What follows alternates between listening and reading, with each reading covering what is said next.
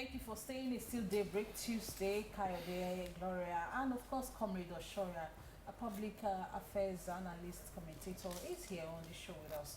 We're just looking at the strike, the challenges generally.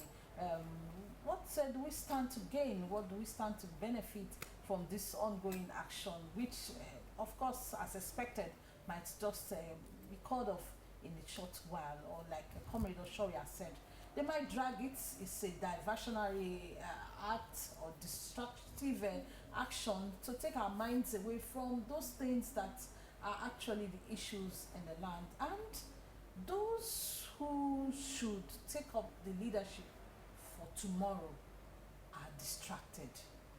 This get rich quick syndrome has taken over the minds of our youths. They now think of the easiest way to make money. Some are engaged in money ritual, internet fraud, and all of that.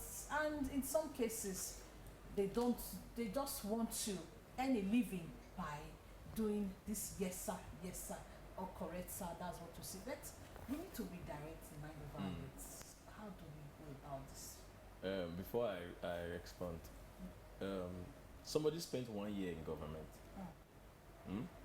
The 365th day, we were expecting him to give us progress report.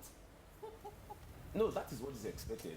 Give us progress report of your feet for 365 days. But this man was not doing that. Rather, he was misinvesting energy into the old national anthem. It tells you there's a problem. That's number one.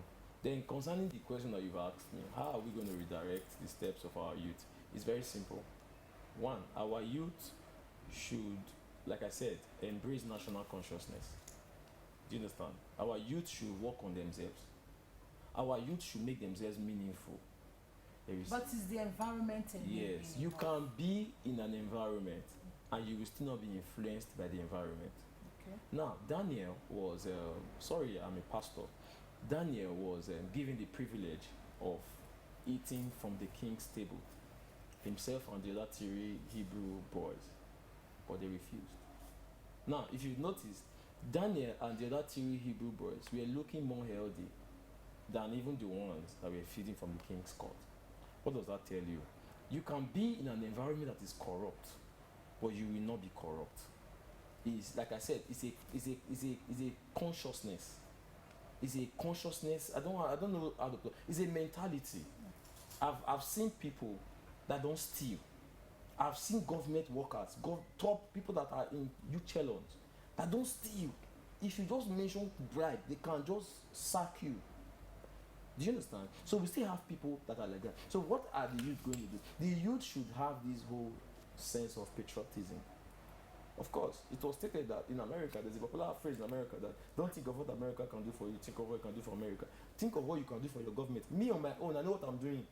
On a personal note, I know what I'm doing to better the lives of the younger ones.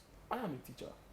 I'm not into teaching because I want to make money. There's no money in teaching, but it's something that I've taken up on my own as a means of nation building.